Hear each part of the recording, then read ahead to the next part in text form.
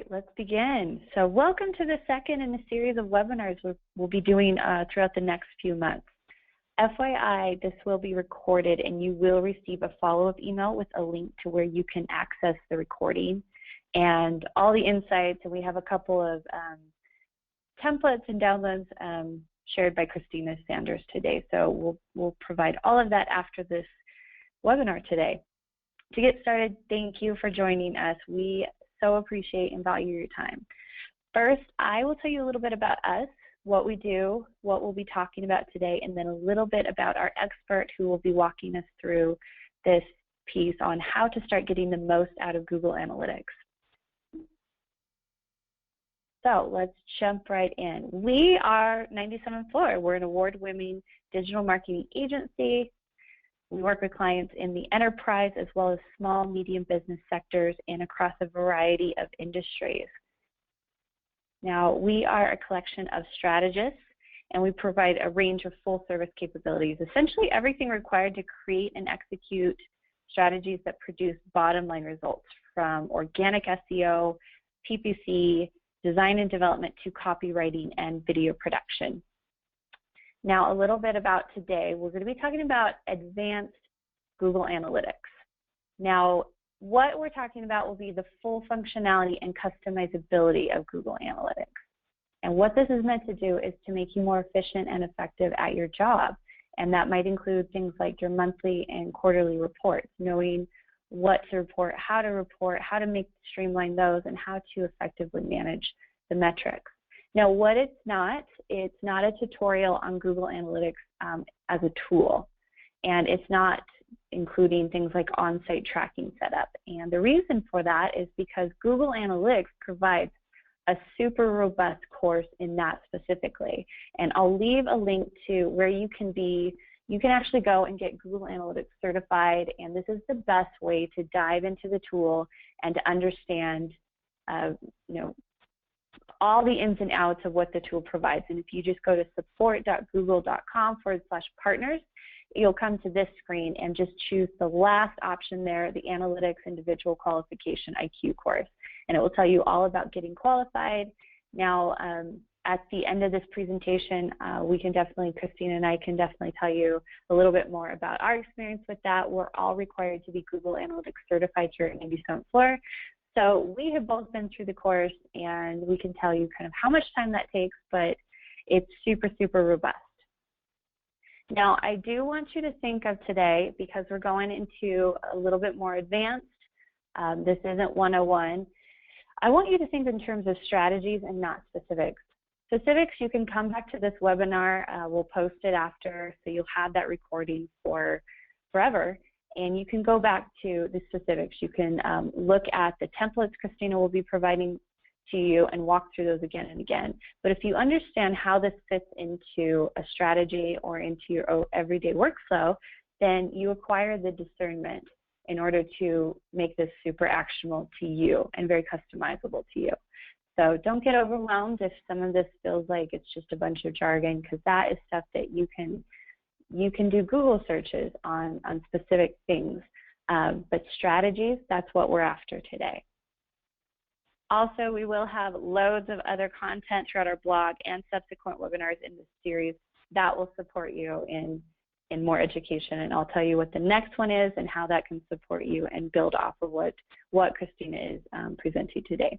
Now, I do want to tell you a little bit about our speaker today. Christina Sanders is an enterprise campaign manager, and she oversees a team of marketers, content managers, designers, and specialists here at 97th Floor, and works with some of our biggest, best marquee clients, but also works with some of our small to medium and helps them grow to enterprise, utilizing tips and tricks she'll be sharing with you today.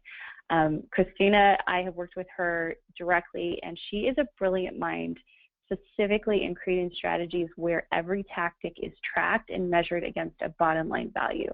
And I really appreciate that about her. She's incredibly articulate and concise in understanding tracking the right data, and in that, knowing how that data translates into reoccurring and duplicable wins, making her just the most ideal teacher today. So without further ado, we're going to jump right in. Give me 2 seconds to transfer presenter rights and get her all audio set up, and then we'll jump right into the presentation. All right, thanks, Shantae. And hello, everyone. It's great to be with you. See if I can get rid of this box. All right. So Google Analytics is a core tool for the majority of marketers. However, as Shantae was saying, many struggle to use it effectively because they haven't set it up so that it can be as beneficial as it can be. So that leads not only to those headaches with those monthly reports, but at the end of the day, it impacts the effectiveness of the marketing team to grow the business. In fact, 78% of executives don't believe that marketers are focused enough on results to truly drive incremental customer demand. So to gain that coveted seat at the table, to really step up to that C-suite level, marketers need to be comfortable using and reporting on data. As Edwards Deming put it, in God we trust, all others bring data. So the good news is, creating data-driven marketing campaigns doesn't require a data science degree, and monthly reports don't have to take hours to compile. So let's get started. So today specifically, I'm going to cover some specific ways to set up Google Analytics so it's customized to your business and it's easier to work with. So from the Google Analytics dashboard here, specifically I'm going to be covering views, filters, goals, content groupings, annotations, and then as a bonus at the end, I'll briefly cover dashboards and shortcuts as a way of streamlining reporting. So let's start with views. A view is a subset of an analytics account property that can have its own unique configuration settings. So every property you own in Google Analytics can have up to 25 views, and then each view can have customized filters, segments, and goals within that view. So every single Google Analytics property you have should have at least 2 views. First is your unfiltered view, and the other is your master view. So the unfiltered view contains all of your raw data. So essentially it just collects your data as it comes in. You don't do any other customization other than that. That data just comes in and remains untouched. The other is your master view. So you name that so that you remember this is the view we go in on a day-to-day basis. This is the one we access and use on a regular basis. To create a view, you'll go to Admin, and then there's a View drop-down menu where it'll show any other views you've already created. But what you'll do is you'll click on Create New View, and then you'll name it with a descriptive name so that you'll remember what it is. Some other really common applications for views include segmenting subdomains. So for example, if you have multiple subdomains on the website that perhaps serve different purposes and you want to keep those views separate, that's one example. Another example would be customizing by team. So for example, if you're a SaaS company and perhaps your product is actually online and is a part of your website, but you want to keep the product side of your company and the marketing side of your company separate, then you would have 2 separate views for that purpose. You can also customize, for example, sales goals versus marketing goals or different segments of your marketing team. And then finally, you can use a test view. This is for something, for example, if you're using Google Experiments and running A/B tests and you want to keep a separate view specifically for those tests to keep that data separate.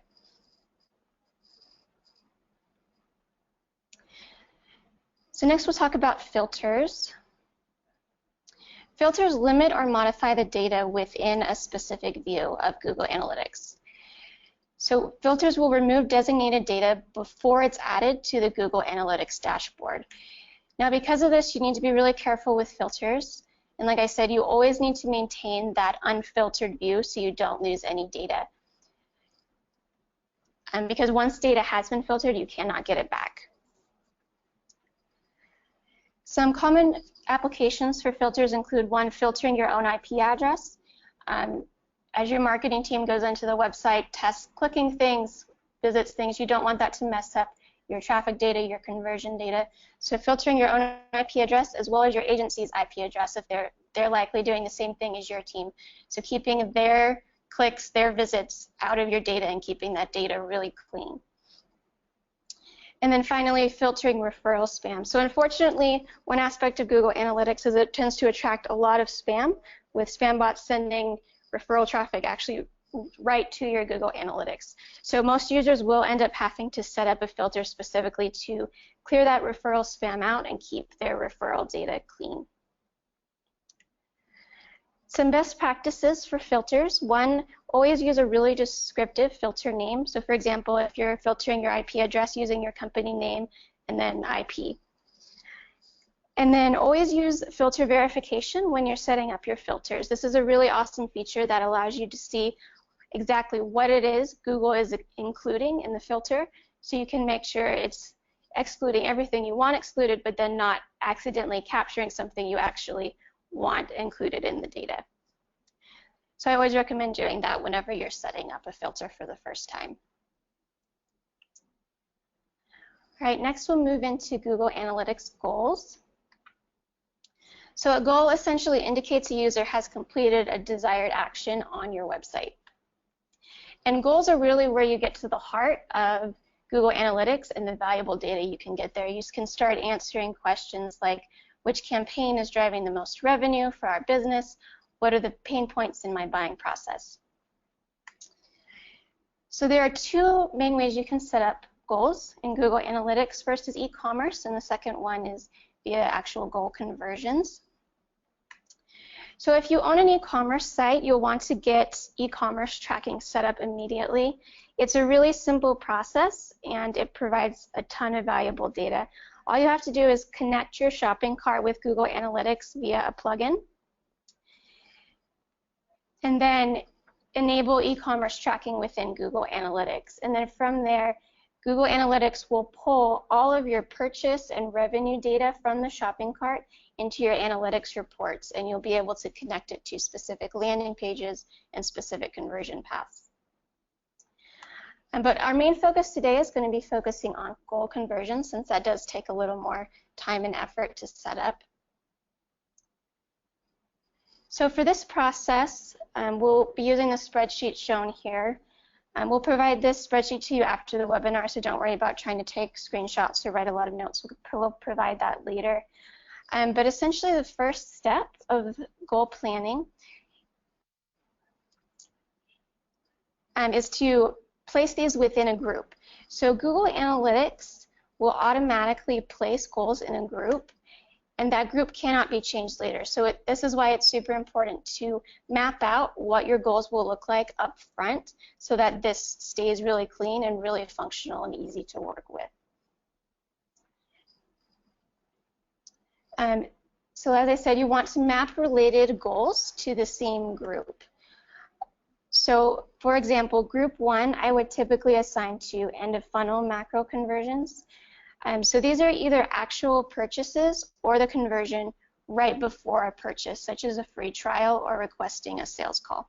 So I would group all of those really end of funnel conversions all into the same group, so you can review those in the same place.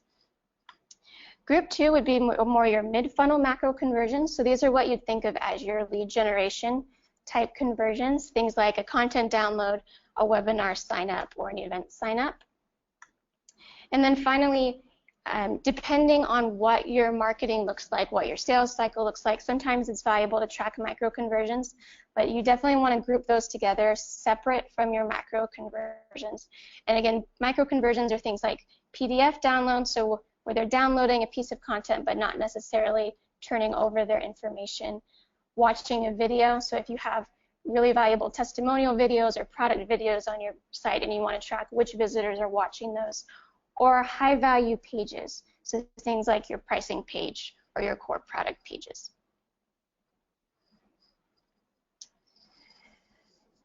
So once your goals have been mapped out to those specific groups, you'll determine the type of goal each goal should be. So there are two main types, the destination goal or event tracking. So for a destination goal, each of those goals require a unique thank you page for each goal.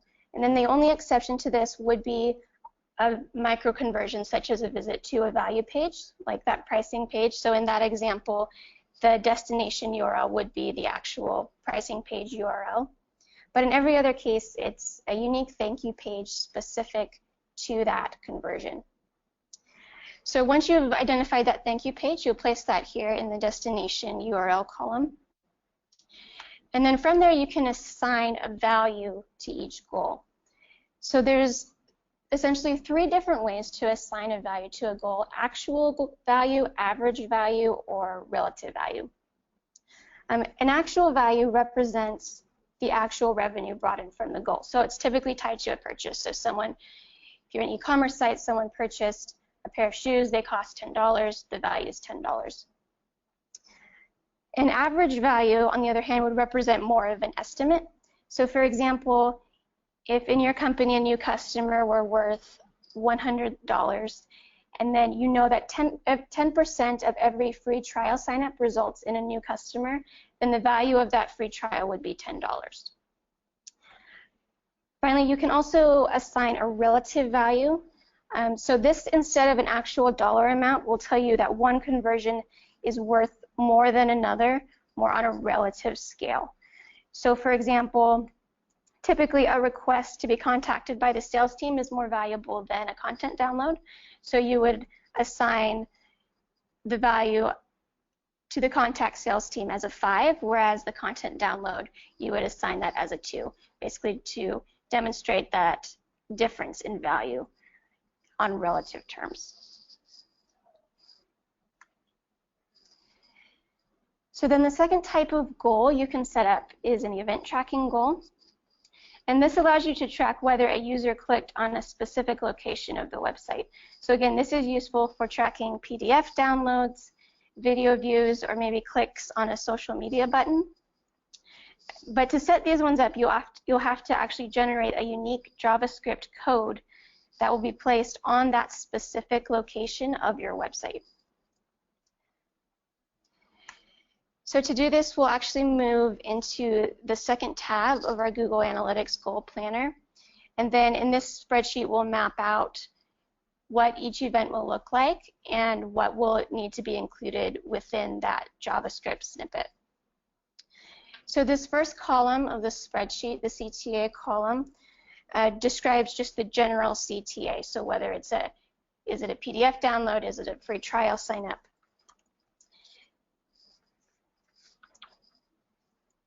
And then the second column says where it's located. So this is more for the developer, but letting them know this is specifically the free trial on the home page or a sidebar or the footer, something like that. The next column describes the exact button or link. So again, this is just to get really descriptive to make sure you're putting everything in the exact right location and tracking the exact right spot. So for example, the button, if it says sign up for free, just write sign up for free button. And then if there is an action or a destination someone achieves once they click on that button, you can go ahead and place that in the destination URL column. So from there is where we'll actually assign the elements that go into the JavaScript code, both for your website and for setting up the Google Analytics goal.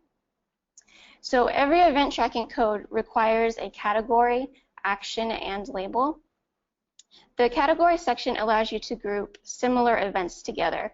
So for example, if you want to include all of your free trial buttons under one category or all of your content downloads under one category, that allows you to sort them and see them all grouped together within your Google Analytics report. The action describes the action, so typically a click, a view, or a registration of some kind. And then the label is where you describe the individual event. So this helps you remember, okay, this specifically was the free trial call to action button within my homepage header, or it was the one on the sidebar, or this is the content download about Google Analytics marketing, something like that. So the label really helps you remember that, what specific one that event was. And then you do also have the option to assign a value to each event, and you would do this just as you did with Google Analytics goals. And then finally, for event tracking specifically, you'll need to decide whether an event is considered an interaction or a non-interaction. So what this is typically when a user visits your site and only visits one page. So they visit a site, visit your site, visit one page, and then leave. That's considered a bounce in Google Analytics. So any event can be considered essentially a second click on your web page if it's labeled as an interaction. So someone comes to your page, they click a video, it triggers an event, and if it's labeled as an interaction, that user is no longer considered a bounced user. You can also tell Google Analytics to keep it as a non-interaction, so that would still contribute to your overall bounce rate at that point. So then finally, you'll add the actual JavaScript code. To do this, I recommend going to Raven Tools. And they have a really awesome tool where you can take the values you just inputted into this spreadsheet, you input it into the tool, and then it automatically generates that JavaScript snippet. So you can just copy and paste it right into the spreadsheet, and it's ready to go for you.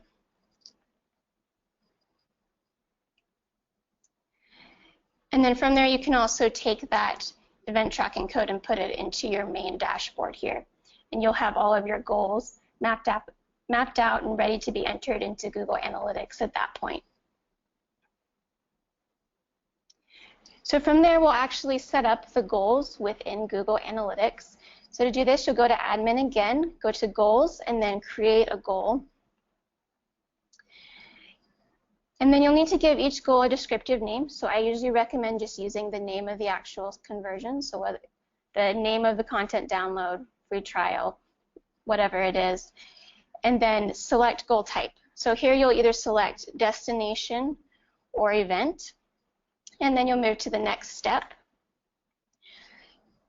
So for a destination goal specifically, you'll enter in your destination URL that you selected when we were filling out the spreadsheet. And there are three different options here. You can either use equals to, begins with, or regular expression. Equals to basically means that Google Analytics will count the goal whenever they reach the exact URL that you input here. Begins with means that it will trigger the goal with the URL you input, anything where a URL begins with the URL you input. So you typically will use this if you are using a thank you page where there's a small change to the thank you page every time you reach it. So typically it'll be a small JavaScript snippet that's appended to the end of the URL. So in that case, what you'll do is you'll use begins with, pull the portion of the URL that never changes, and then Google will automatically count every single one of those thank you page URLs. And then finally, there's regular expression. Regular expression is a language Google Analytics uses, and there are a lot of tutorials online you can use to learn how to use it. There's also tools to make sure you set it up properly. But essentially, it's an option where if you need to pull two very different thank you page URLs or multiple URLs that have varying structure, that's when you would use regular expression. But for the most part, you'll only use equals to and begins with here. So from there, you have the option to turn value on and add a value in if you plan that out when you are mapping out your goals. And this is where you also have the option to add a funnel. So a funnel is where there are multiple steps in the conversion process. So think of it as a shopping cart where you enter in your information, you hit next, and it takes you to another screen where you enter in more information. And so you typically will only use a funnel in situations like that where there are multiple steps in the actual conversion. And the benefit of setting that up is Google Analytics will then tell you, well, 50% of your users are leaving on step 2. If you simplify that, improve your design, you'll actually start making more money, more revenue if you fix that step. And then from there, you want to verify the goal. So what Google Analytics will do is it will apply the goal to your data from the past 7 days and tell you what your conversion rate for that goal would have been. So if it comes back as 0, more than likely it's set up improperly, unless you would have to use your best judgment here. It is possible you just wouldn't have had any conversions in the past week, but it should come back at least with a small conversion rate and let you know that it is set up properly that way. And then the other option, of course, was event tracking. So to go in there, you'll pull the same information you put into the spreadsheet. So you'll apply your category, your action, your label, your value if you assigned one. And then if you do have a value, you'll need to say, yes, use the event value as the goal value for the conversion. And then again, you can verify the goal the same way as with destination goals. And in order for this to work, again, that JavaScript snippet has to already be placed on your website and tracking those events. So once you're all set up, that's when the fun part begins and you start analyzing. So again, once these goals are set up, there's a lot of really good information you can pull. Some of my favorite things to pull are what traffic sources are driving the most conversions, which landing pages specifically drive the most conversions. And then again, because you assign those values, you can also see, well, which ones are driving the most valuable conversions. Maybe one drives a net amount more, but one is actually more valuable. And then this is where you can also identify, oh, I have a page that gets a lot of traffic, but it is not converting very well. How can we go in and redesign that and change that to improve the conversion rate? And then another really awesome report Google Analytics provide is the common conversion path. So that will tell you which pages people are visiting before they're converting. So you can see not only the landing page that leads to a conversion, but the steps in between and those most common steps people take to reach a conversion on your website. All right, next we'll be talking about content groups. So a content group is a collection of content that would naturally be grouped together. And content groups are really cool setup because it actually creates a whole new dimension within Google Analytics. And it will allow you to quickly pull aggregate metrics for a related group of content. And then this also allows you to start measuring the impact of overall campaigns. So by grouping content together, that form of whole campaign may be targeted to a specific persona or a specific product. You can then easily pull those metrics at a campaign level. So Google Analytics will let you create up to 5 content groupings per view. This is essentially groups of groups. And then within those groupings, you can create multiple content groups within that grouping. So a quick example of this, Shutterfly, they sell photo books.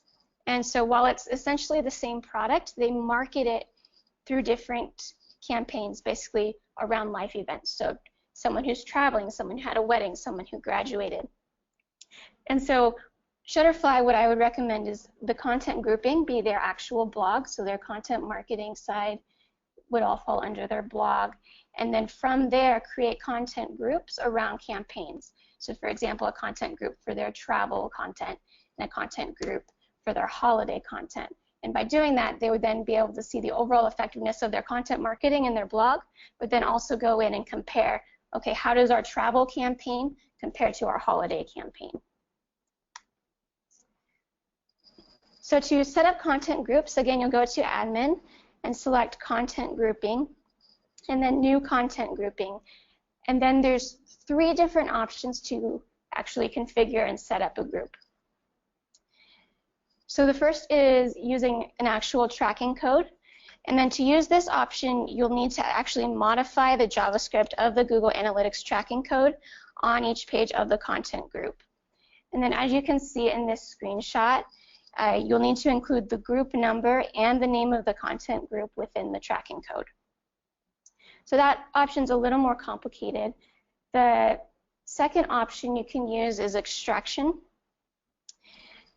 And then, again, this uses Google Analytics regular expression. And so you'll create a regex group by URL or page title. And then, again, like I said, regular expression offers a lot more flexibility in capturing a large number of pages with unique URL structures. So that's when you would want to use the extraction method specifically. The last option is the option I would recommend, especially when you're first starting out. It's the fastest option to implement, and it's basically a set of rules based off of a URL or an actual page title. And then these rules can include exact match, partial match, or you can also use regular expression within these rules. So some things to bear in mind, those rules are applied in the order specified. So if changing the order will change up how Google Analytics is pulling that data, you'll want to keep that in mind, that the first one's applied and then the second one. And then content groups do not apply to historical data. So once you apply the content group, you'll have that data for that aggregate data moving forward, but prior to that date, the data will all show up as 0. So you'll want to bear that in mind as well when setting this up. And then also, any given page can only belong to one content group. So you do want to plan this carefully. Make sure your pages are aligned with the group that makes the most sense, because they can only belong to one group at a time. And then how you access this in reporting. The reports are located under the All Pages report. And then, like I mentioned, it's an actual dimension. So you'll go and change the primary dimension to content grouping. And then from there, you can select the desired content group you want to look at and analyze from there.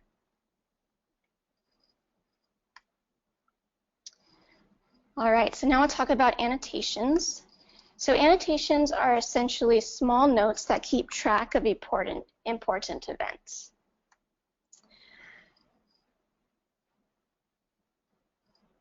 So to get to annotations, you'll go into your Explorer view and you'll click on this gray arrow here, and then it will drop down and it will reveal the option to create the new annotation.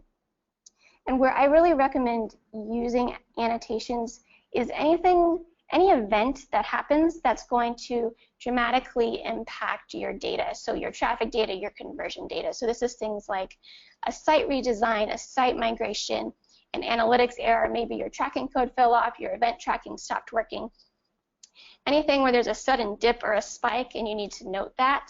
So that's 6 months, 12 months down the line when you're setting baselines, reporting back to someone, and you need an explanation for why this graph looks funny. That's where you want to keep note of this so you can always remember that later on.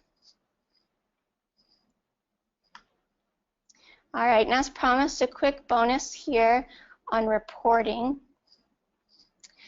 So first are shortcuts. So this is located under customizations in this left-hand navigation. All of your shortcuts can be found there. But essentially, to create a shortcut, you can go to any Google Analytics report and select shortcut, and then it will give you the option, and then it will say give the option to name the shortcut and save it to your shortcuts. But shortcuts are really awesome because they'll remember every single filter, segment, and secondary dimension you've applied to a report. So if you're frequently in your monthly reports having to go into a report and then apply a secondary dimension and then multiple segments and filters, and it takes a lot of time, setting up that shortcut so you can quickly just go back to it month after month will end up saving you a lot of time in the long run. And then finally, dashboards. So specifically, if you're needing to pull a lot of screenshots, pull a lot of charts for a report, this is where dashboards really come in handy. Especially since dashboards will allow you to create custom charts that you can use any dimension or metric that exists within Google Analytics, and then also apply filters. So for example, if you want to, you could create a widget that shows your highest converting landing pages, but then also filter it so it shows only traffic that was from maybe organic traffic and direct traffic. So you can get really specific with what these charts show, and then they'll always be there. So you can just go back month after month and pull that screenshot without having to reconfigure it. And then they'll all be in one place as well, so you're not moving around within the analytics dashboard. I've included links, and we'll also send these out to you, of 2 dashboard templates I've created. So with Google Analytics, you can pull templates from other people. There are a lot of them online. You apply them to your analytics data, and then it doesn't pull the other person's data, but it pulls their template and applies it to your data. So these templates I provided are specifically for e-commerce reporting and conversion reporting. And it's a number of widgets that I found particularly useful that you can apply to your own data.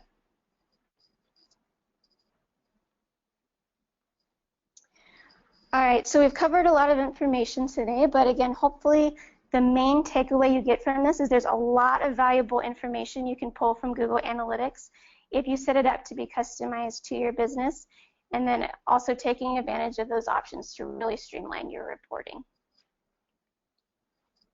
And thanks everyone for joining us today. Okay, thank you, Christina. So stay on the line. We have time for a few questions. So while I'm taking presenter rights back over, we're switching the screen. Let's field a question. Christina, let's dive a little bit more into, the difference between taking the time to set up all these filters and really marking up everything and customizing your dashboards versus just the basic setup of tracking. What, in your estimation, are the wins that you see from this in a field of play? Yeah, I think, like I said, the biggest win is you're able to, one, see the actual conversions, so connect your campaigns with the business value of that goal conversion. It's also, if you take the time to set it up front, your data will be cleaner in the long run. It may not matter to you in the first few months when you're getting started and you're busy and you just want to get things going, but in the long run, having that clean data up front and having that really customized information will make everything go much smoother. You'll be able to measure ROI much easier that way. Awesome. So question from Rachel, can we give an example? So can you think of an example with one of our clients where maybe they've come to us with like basic and what we've done and outcome? Outcome from setting up their Google Analytics further. Yeah.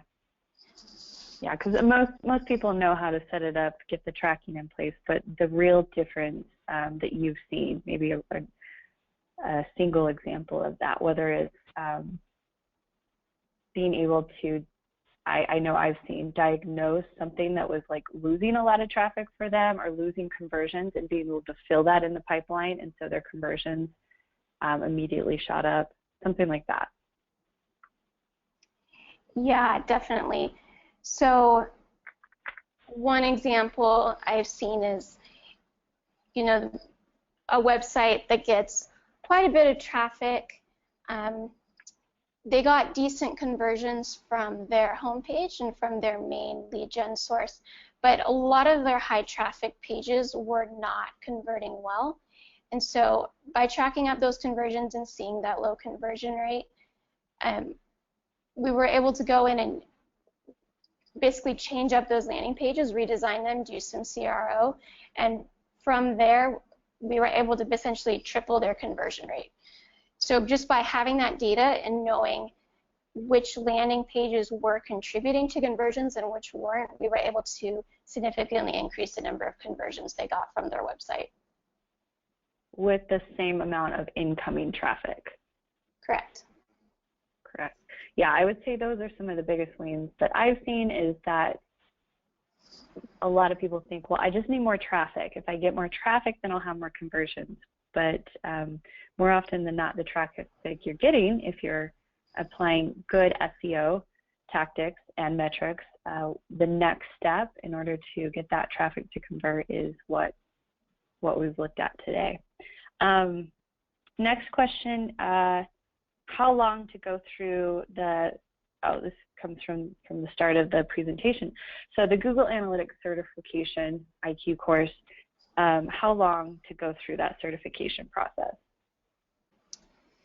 Yeah, if it's your first time and you're not familiar with Google Analytics at all, I would recommend going through their full video course.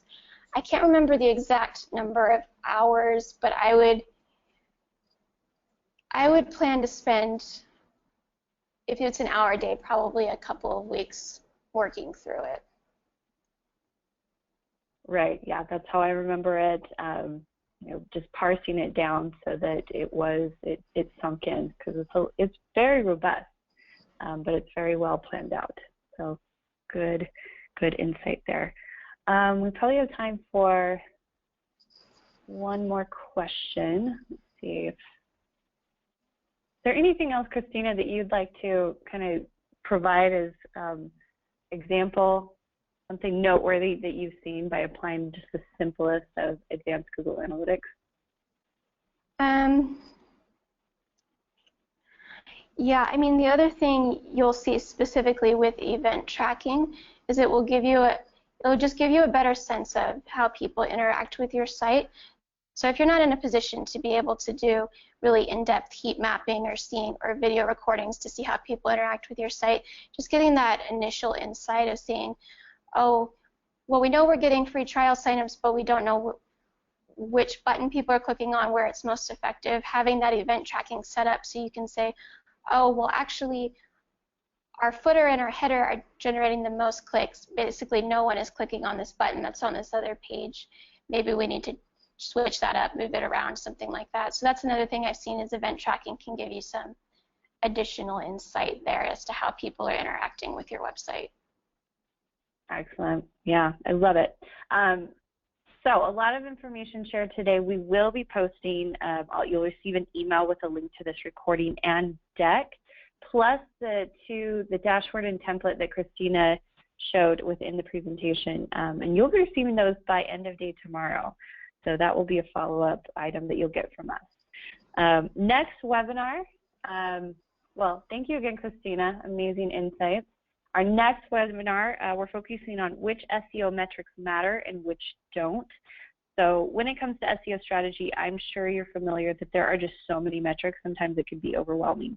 So knowing, you can be looking at a ton of metrics, but it's only helpful if you know which ones you need to be looking at in order to move the bottom line. So this webinar will cover the metrics that matter and the discernment in selecting the metrics and eliminating or removing the reliance on metrics that do not matter. There's always a lot of data, but it's the discernment to know how to mine that data properly that's most important. So that's scheduled for April 11th, and I'll drop the link in the chat bar. I believe that's already there. So you can register today. And again, we'll follow up with the registration details in that same email with this deck as well. So that's it for now. Thank you so much for joining us today. Thank you, Christina. Thank you for all our attendees. We hope this was super helpful. If you have any questions, comments, or concerns, send us a note at up@97floor.com. Until next time, cheers. Have a wonderful day.